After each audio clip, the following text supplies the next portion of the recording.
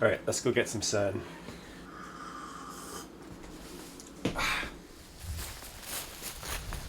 Oh yeah.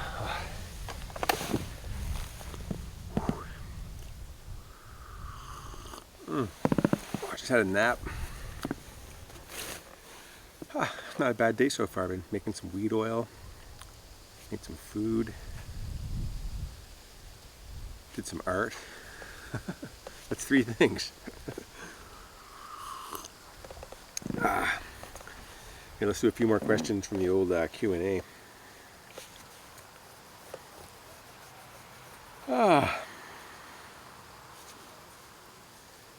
That's looking pretty good, eh? This is God, someone, a dude, Wisecrops sent me some seeds. This is Sherbert crossed with ICC or something like that, or some other crosses. I couldn't. It was all Greek to me, really, but this scout was really struggling inside for a while, like all droopy and shit, and just wouldn't bounce back. I think maybe it was overwatered in retrospect, but I don't know. It was weird. All my plants were actually kind of fucked up inside, and I couldn't tell why. So I brought them out. It's been out here for a few weeks now, and much happier, which is good. All right, here, let's do some questions. All right, where were we here? I think we were about here. So Paul Whitlock asks, how were the side characters developed? The dialogue by Reggie and Tommy, it was hilarious. Small parts I know, but I think they brought a lot of laughs to the show. Yeah, I think both the dudes who played Reggie and Tommy are both like professional actors. So yeah, they're funny guys who know what they're doing. Tommy with the slingshot I was pretty impressed with him, especially. What a character. Yeah, I believe they have worked with the guys, but I'm not super sure on the deets. Who came up with BAM? Yeah, that's a good question. I'm pretty sure it was Mike Lattenberg. It was just there in the scripts. It's funny, the boys, I haven't done a BAM since season 7 on screen, I don't think. So when the boys took over, yeah, they dropped my character's BAMs. I'll have to try to get one back in there.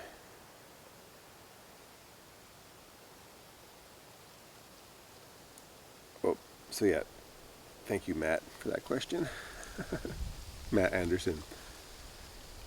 Scott Jackson asks, do you think Trevor will ever be found? You 3 could have a spin-off show. Yeah, God. Corey, what would it be called? The 3 fuck goofs? I was going to say Corey and the 2 alien Trevors. But yeah, I'd be down. I have the impression Trevor doesn't want to do acting anymore. Mike Jackson doesn't want to do acting anymore. But crap, gotta do something.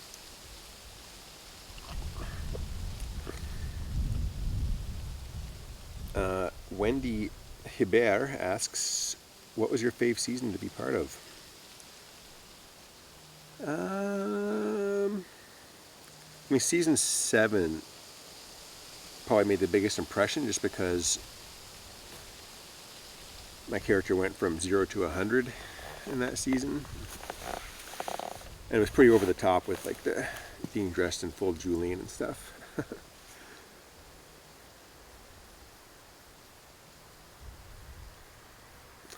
But yeah, I don't have a clear favorite. There was tons of fun times in seasons 8, 9, 10, 11, and 12 as well. So yeah, no complaints. Logan, how'd that salamander taste? Yeah, that wasn't so good. Actually, it was fine because it was like a roasted gummy salamander. I don't know where they got those, but They must have sort of burnt them selectively or made like put some kind of hopefully food safe dirt on them. But yeah, I don't love gummy bears, so they weren't so good, but it wasn't as gross as a real salamander. But yeah, that's a very good question, Logan. Darlin asks, why the hard Julian look? Well, sometimes in one's life, one's feeling a bit aimless, and it's good to have a role model. And who better than a big sexy man like Julian? That wasn't weird at all.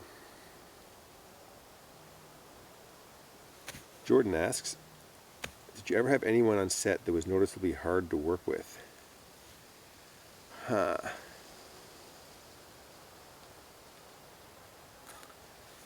No. It was a pretty, something bit me in the arm. It was a pretty easygoing crew on the show. And, like, yeah, nothing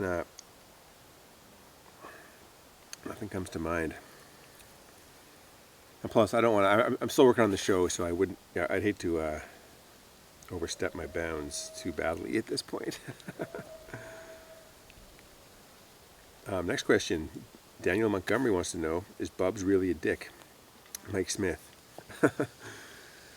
Well, he does drive a pretty loud car sometimes. There'd be times on set when he'd be like, where's Mike? We're supposed to start 10 minutes ago.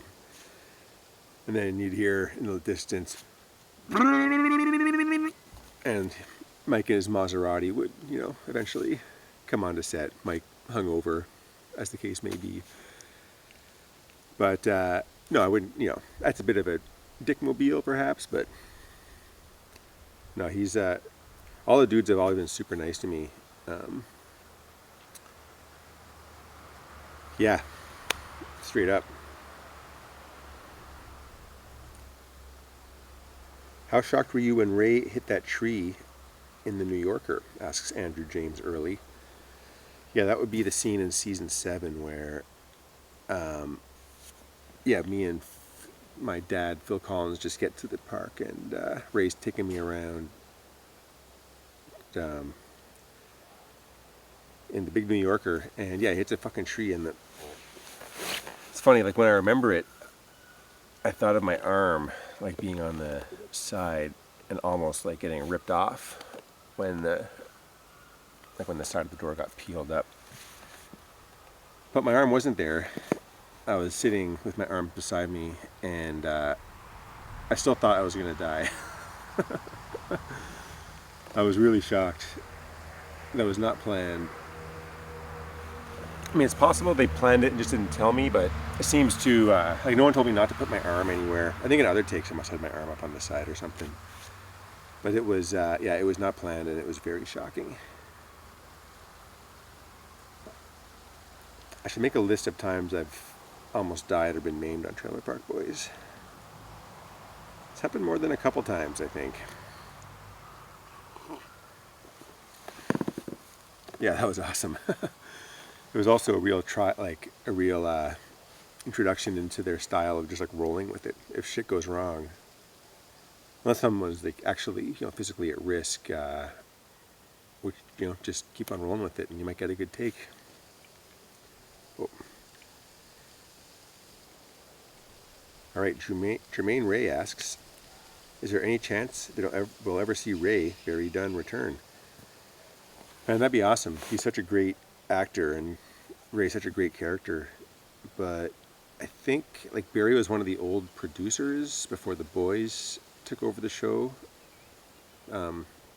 between season 7 and 8. And I sort of have the impression that all the old producers kind of like walked away, and there was like some sort of split there. But yeah, it's all stuff that's like way above my pay grade, and I'm just like not in the loop for. But he's great.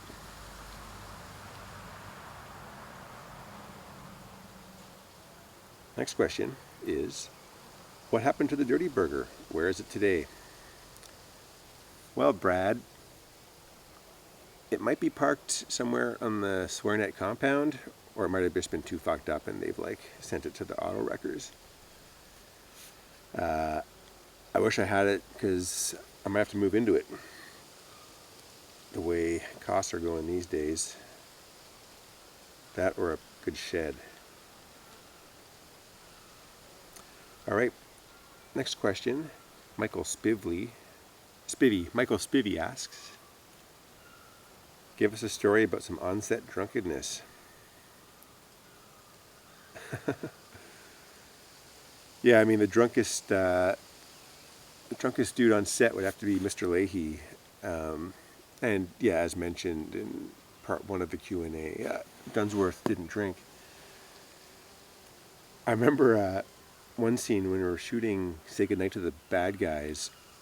There was, when Mr. Leahy is on stage, piss drunk, he falls off the stage. And they had a stuntman who to do the stunt for John, and John just like totally wanted to do it himself. He was sure he could, it was no big deal, falling 10 feet, whatever, on just the mats. So he had the courage of a drunken man, but I think the production won out and the stuntman got to do the fall. Well, I'm not totally sure on that.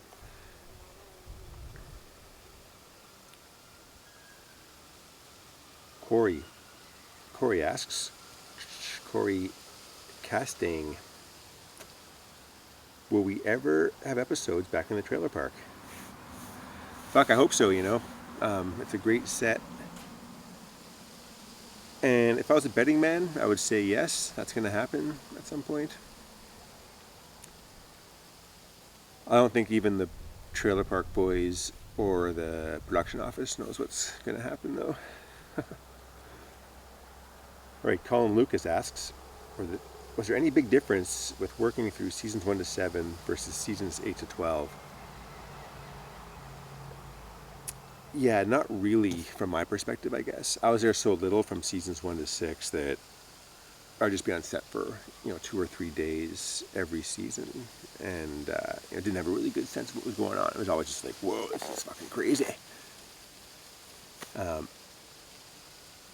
And it became more familiar as I became more used to it, although it was still pretty crazy. Like, what they're able to pull off is impressive.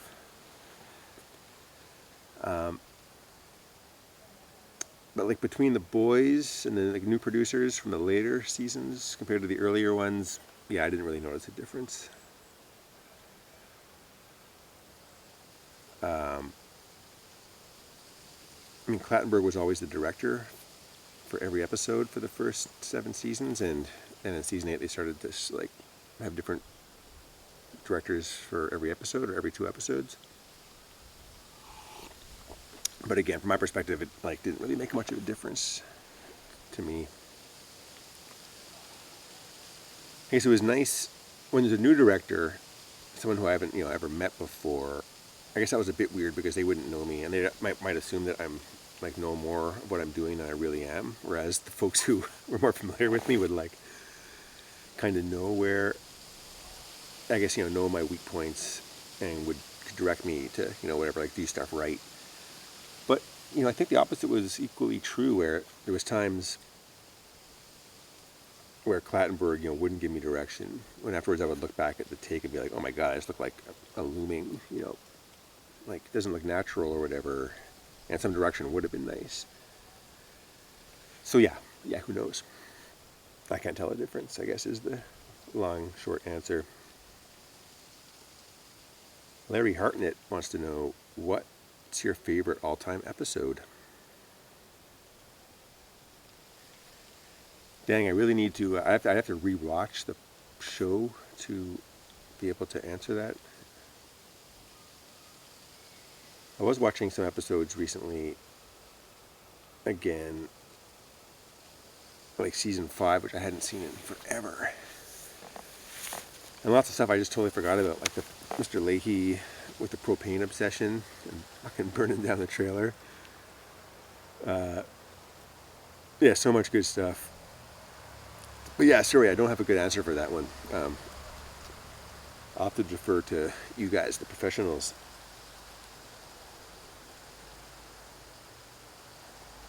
Chad Herring asks, how many different jobs have you had on the show? Yeah, somebody should actually do a count. Maybe somebody has, but I mean, I don't know the answer either way, but jobs where they actually showed me doing the job, not just ones that were referred to, would be Convenience Store, Season 1. Oh, I'm already going to forget. I got to watch these seasons again. What was I in Season 2? Was that in school? No. Because, yeah, I wasn't always necessarily working jobs. Okay, I worked at a hardware store, worked at a gas station. Yeah, I'm failing at least 3. I think there's more.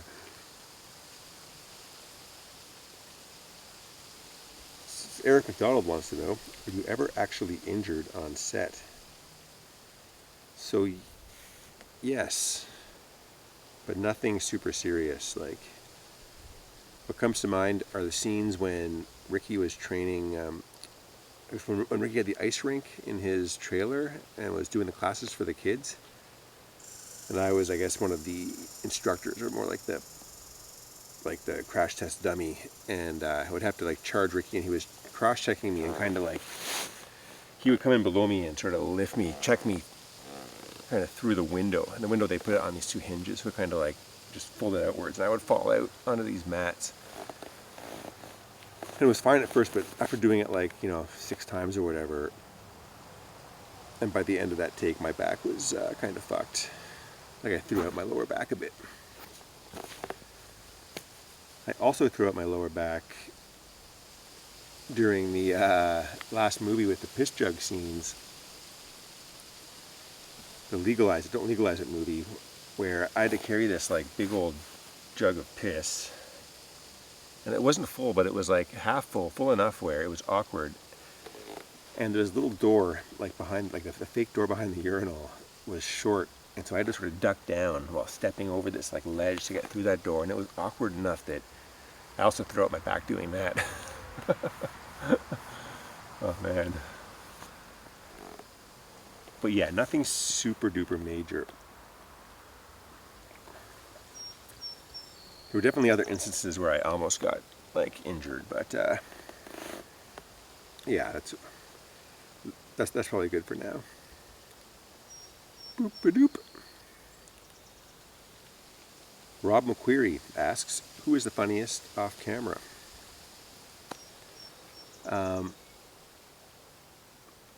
Gosh, also a tough question, but Jonathan Torrance would definitely be a contender and my, first thought.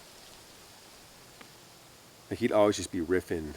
The dude's brain works like differently from other people's brains. Just constantly throwing out puns and, kind of being class clownish. Sometimes it would be kind of like, fall flat and be a bit annoying, but usually he was surprisingly like adroit in his wordplay. Like great, but like they're all great improvisers in the comedic school, all the main characters. Casey Shelton asks, did I meet Sebastian Bach? I sure as heck did. It was awesome. That dude, talk about A-type personalities, holy. I didn't go out that night, but apparently they went out to karaoke, and he was just up on the stage, like, doing crazy old 80s rock songs, like, at level 11. I could totally imagine it. Lance Allen wants to know, my favorite trailer in the old series is the green one with the red accents. The front says Laurentian in cursive writing, I think. Looks like my grandmother's old trailer. Whose trailer was that in the show, and do you have any idea where that trailer ended up? Oh man. So yeah, no idea at all. Like, we shot in different trailer parks, so depending what season it was in, it was probably just somebody's trailer. It might well be in the trailer park still. Yeah, there's some really nice old trailers, like with some really nice, nice details. Yeah, cool shit.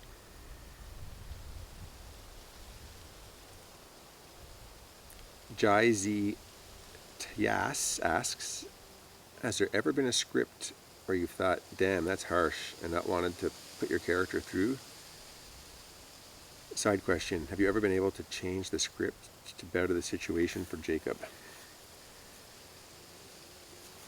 Yeah, there's definitely been times where it seemed Jacob was being like put through overly harsh punishment. I've never really like had a problem with it myself. Like it's all just scripted, um, and I'm not worried about my like character's well-being per se. Um, I remember one when my in the mall parking lot when my balls get bit off by a dog, or at least my bag gets ripped. That scene was like shot so bloody. The first time they wanted to reshoot that, Ricky felt it was too harsh. Like he thought Ricky was being too hard on Jacob in that scene, I think, which is really saying something. And we were going to reshoot that like at the end of shooting that year, but ended up not being time. Like other stuff had to be done, so they ended up just rolling with the original footage. But yeah, I don't think I've ever been concerned about or been the instigator to get anything changed, like to try to get Jacob in a better position.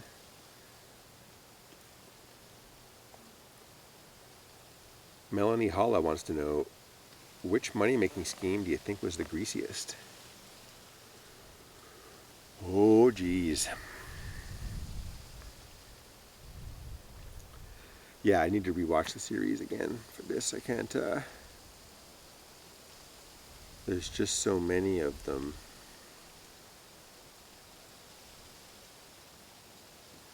Yeah, maybe I'll come back to that question. Sorry, I'm drawing a blank right now, Melanie, but we'll see. Nick Forte wants to know, who was your favorite person to work with? Yeah, I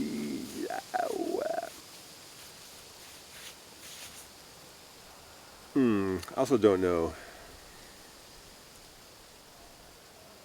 Maybe ask me later.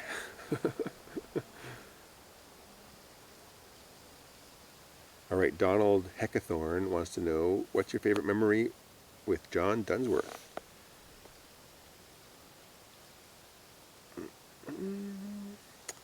You know, what comes to mind is when we're shooting the scenes in the woods where I'm all like wired up. Um, I guess where John wires me up to spy on the boys. And that was maybe like that was the scene, like those scenes were the scenes where how I guess me and John were in them the most together. And so yeah, he was there to give me like lots of little guidance. Like he's in my face a lot of the time, and he sort of taught me how to like respond for those scenes in a way, like with my eyes on my face, that wasn't too overplaying it or underplaying it, as the case may be. And yeah, he's just like a good teacher, constructively helping me be able to perform better in that scene with the two of us. And he also, I think it was supposed to be a fake slap, but he poked me in the eye in one of the scenes. Which, and again, we just rolled with it. I think I was like stunned for an extra 2 seconds, but I don't know if that's the one that got used in the end or not. But yeah, never been poked in the eye by a nicer dude. I never washed that eye again.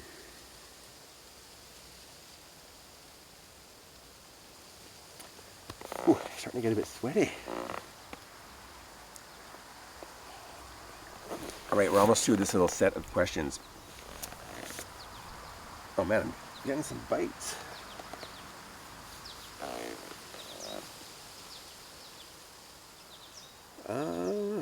Lucas Cosmata wants to know, did you ever really smoke any weed on set, with the exception of Snoop Dogg, because we know he doesn't stop smoking for anyone?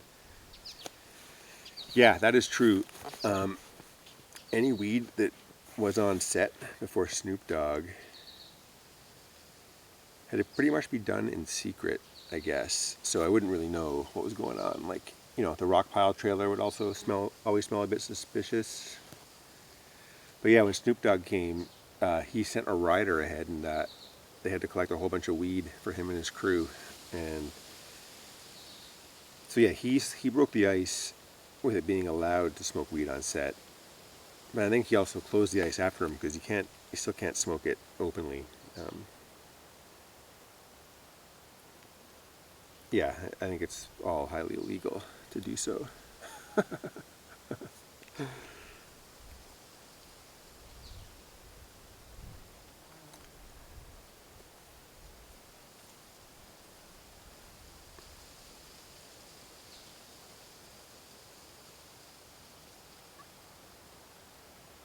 So yeah, here just sort of thinking, I was gonna say thinking out loud, but thinking quietly there. So like what they would give us on set for when there's weed in a scene is this, I don't know where they got it, but they got the most disgusting smoking mix you could ever imagine. It was like dry, harsh, didn't taste good, didn't roll like weed, but it wasn't weed and it was green, so it like worked for the set, but it was so harsh, man. It would just be like, ugh, I could almost taste it right now. And it's weird because like there are good smoking blends out there. You can make find different herbs that aren't weed and mix them together, and they're pleasant. So I don't know what that stuff was. Maybe it was like stuff for the film industry or something. Okay, next question. From Wayne Callahan asks, has being on the show given you any other opportunities? Acting gigs, traveling, etc. Well, it certainly kept me out of the gutter, that's for sure. Like, I mean, barely as the case may be, but otherwise, I've just worked in restaurants my whole life, and so like getting like acting money from Trailer Park Boys has allowed me to focus on art stuff. So it's allowed me to live a more leisurely existence, at least during periods of my life, than I otherwise would have. Because it pays well, for the days that you're on set, but that's very few days per year. And royalties don't really exist. Like some years I've gotten $5 in royalties. I don't know. I sent emails asking like, are there more somewhere? I mean, I've gotten more other years as well, but I feel like something weird's going on.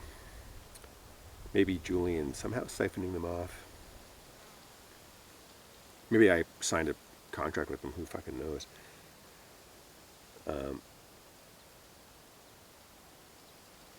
And then, so yeah, I also, like on years where I've made good money from Trailer Park Boys, I haven't had to work as much as other jobs, and so it's allowed me to travel in the winter, take like 4-month or 6-month vacations. So yeah, for sure, man, it's been a huge benefit to my existence. It hasn't led to any other acting stuff, really. Like, it got me into the union, so I get paid more if I do background work, but I don't do that too much these days. Yeah.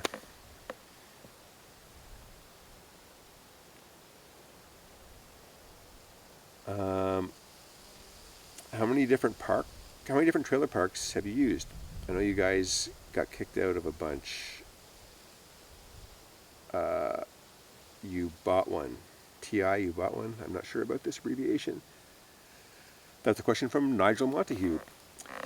Yes, I think the first 3 years were all in different parks, and then 4 to 7 might have been all in the park that they built. Maybe it was 5 to 7. I think it was 4 to 7. So that'd be 4 parks, including one fake one. And then seasons 8 through 12 were all at the same park up in Truro.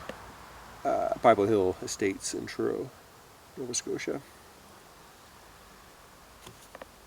Yeah, I don't think the production was kicked out exactly, but they weren't welcome back to parks, which might be, sort of the same difference, I guess. Yeah. All right. Awesome.